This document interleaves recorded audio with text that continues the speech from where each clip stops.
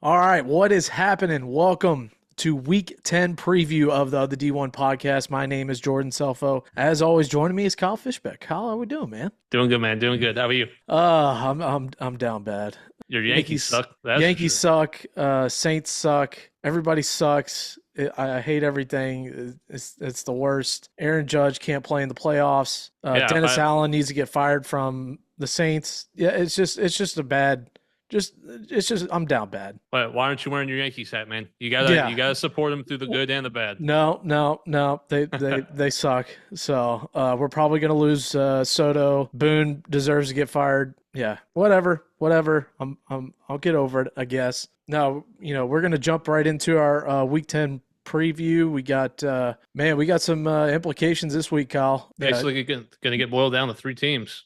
Yeah, I mean, there's UIW. We saw it. What was that on Wednesday, where the committee voted on the top 10 teams, which that's the only glimpse that we get from a committee perspective on, hey, this is how we feel the rest of the season is going to shake out based on the schedule until we get to that selection Sunday. So, UIW comes in at number 9. That's huge for the Southland Conference, huge for UIW, obviously. But yeah, I mean, it was just crazy. And shout out Morgan, the guy who reached out to us on X. He was getting in the comments section of X with some of these FCS, Reddit feeds and other podcast feeds. It's so funny, just defending UIW because people were shitting on them for getting selected number 9, which I think they should be selected number 9.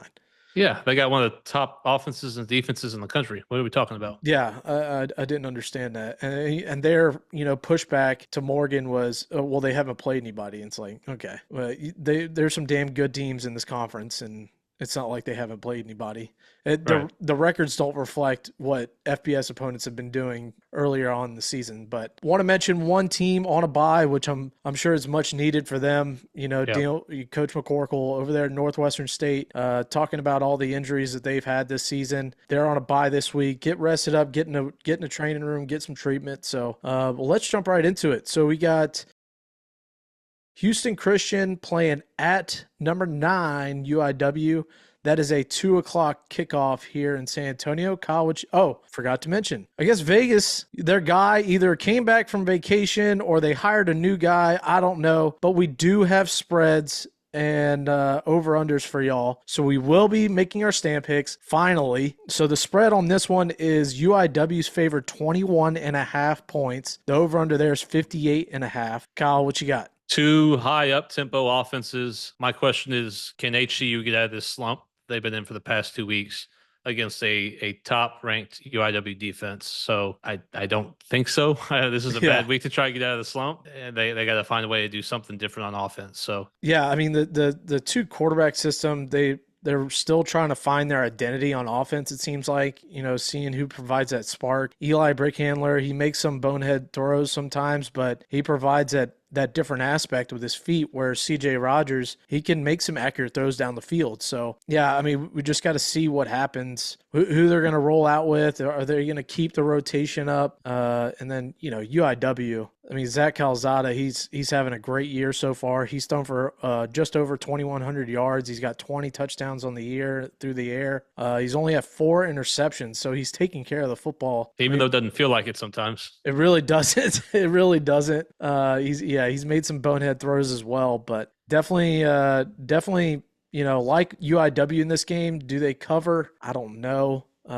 It's such a deal with UIW. Like, if you bet them to cover, they don't cover. If you don't, then they cover. You know what I mean? Yeah. Like, it's one of those things, but we'll see what happens. I will be boots on the ground for this one. This is our homecoming game, so usually all the football alumni show up for this one, so I usually like to make it out there since I live in town. But any other notes on this one? Yeah, I just want to shout out a couple guys on UIW. I mean, Jalen Hall's ranked first in the nation in receiving TDs with 11. Yeah. I mean, him and Roy Alexander are averaging 6.2 receptions a game. I mean, like you mentioned, Calzada's got the passing yards. That's 9th in the nation. His passing TDs are 4th in the nation. I mean, all signs point to the over and UIW covering.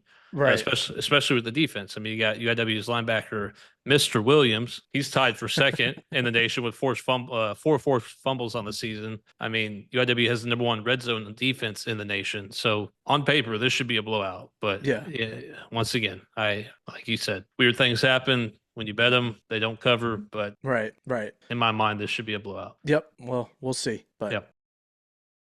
All right, next game up, we have Southeastern headed down to Beaumont, Texas to play Lamar. That's a 3 p.m. kickoff. Southeastern is currently favored -2.5. Over under there is 48.5. This big implications on this game. What do you got, Jordan? yeah, I mean, literally, the loser of this game is essentially out of the playoffs. You got to think UIW basically secured their spot. Obviously, crazier things can happen, but essentially both of these teams need to win out in order to secure their at-large bid for the playoffs. So you look at Southeastern, they got Eli Sawyer. Which Eli are we going to get this week? Is he going to be consistent, take care of the football? Really just be that game manager. You got a stud with Antonio Martin. He's second in the conference in rushing. So Fourth nationally. Yeah, fourth nationally. So he's having a hell of a year. He's averaging over 100 yards a game. So you got to be that game manager. Just make sure you take care of the football, make good decisions. And then you look at Lamar, you got Kalen Griffin. He's first in the conference in rushing. Ninth nationally. I don't know how that worked out, but math. Math. But yeah, and then Robert Coleman, he makes some good decisions for the most part.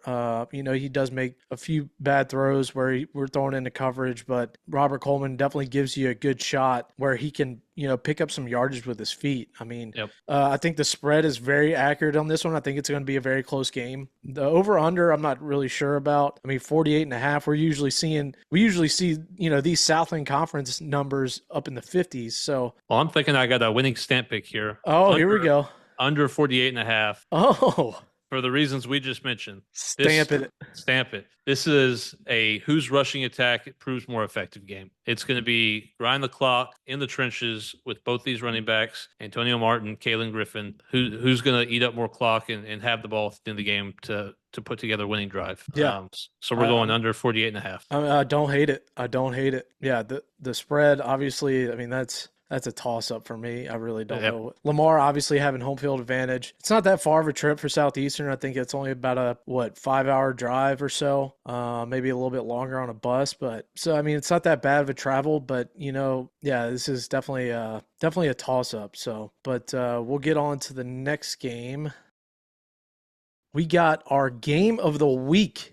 Game of the week. We got SFA playing at Nicholls. That's a 3 p.m. kickoff down there in Guidry Stadium in Thibodaux, Louisiana. That spread there, SFA is favored 1.5. Not much room to work with there. And the over-under is 54.5. Kyle, what are we thinking? Well, let's go ahead and let's get these stamp picks out of the way. Yeah, we got a couple of them. I'm taking this is going to be a good game, but I'm taking SFA -1.5. Stamp it. All right. And then I'll go with my stamp. I'm taking the over 54.5. Stamp it. Let's go. Bam. There it is. Yeah. This is going to be, I can just see this being an over game. I mean, SFA is one of the top offenses in the country. I mean, you're not wrong about that. This is a case of an immovable object meets an unstoppable force. SFA's offense, high octane, versus Nicholls' defense, who's been a brick wall all season. They lead tied for second in the nation with 14 picks on the season. So what are we going to see here? Hey, it's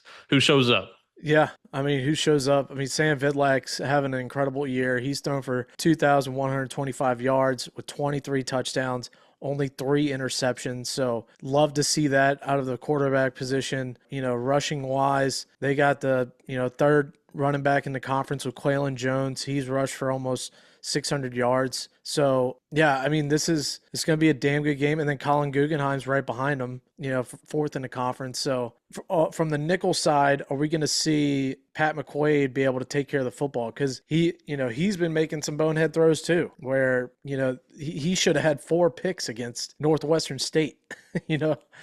Yeah, we've talked about their passing game. We need to see better execution out of them, be a more complete team so they don't have to rely so much on Guggenheim. Yeah, I mean, I think Nichols is going to be run heavy in this game. Yeah, keep it out of Sam Vidlock's hands. That's going to be their strategy. Yeah, but I mean, as soon as you get it in SFA's hands, then they're hitting their explosives, and that's what Nichols' defense has got to take away. That's what Right. they got to be cognizant of. But I just think that offense is so powerful that they're going to be able to still hit a couple. And that's why I like the over in this game. But Yeah, not much else. It's going to be fireworks or it's it's going going to to be be something. yeah, it's going to be fireworks or it's going to be a 17-10 game. Either way, it'll be a good game. I'm fired up. Yeah, it's the reason it's game of the week.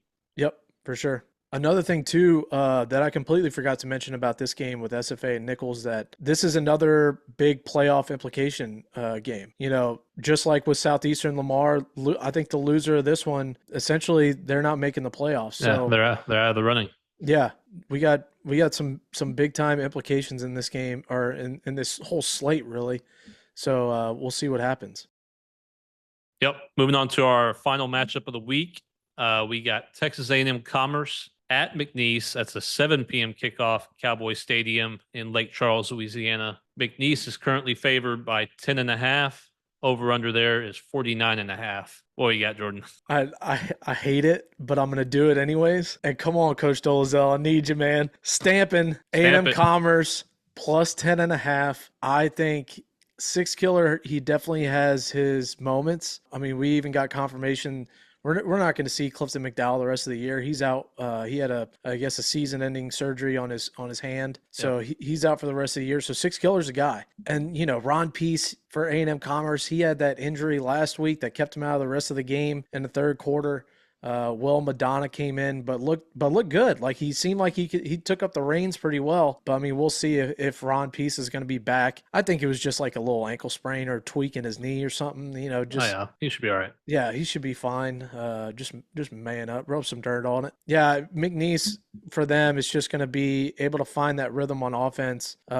Six, like I said, Six Killer has his moments, but he also makes some just bad decisions. So we'll see. I mean, what are you thinking? Yeah, I mean, both teams just need to win very badly. So, Yeah, yeah, obviously, A&M Commerce only has the one on the season, but McNeese is on a 3-game skid right now. So you got to find a way to pull up out of that tailspin, scrap out a win, get headed back in the right direction, finish the season on a good note. So, yeah, just.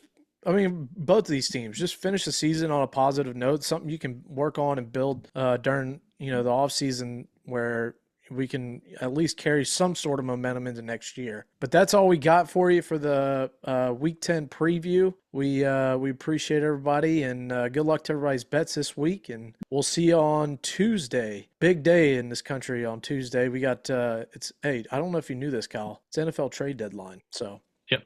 All right. it's a big day. Big day. Well, making moves. We'll Yep. see. Yep. We'll see. So, all right, everybody have a great weekend and peace. Cheers.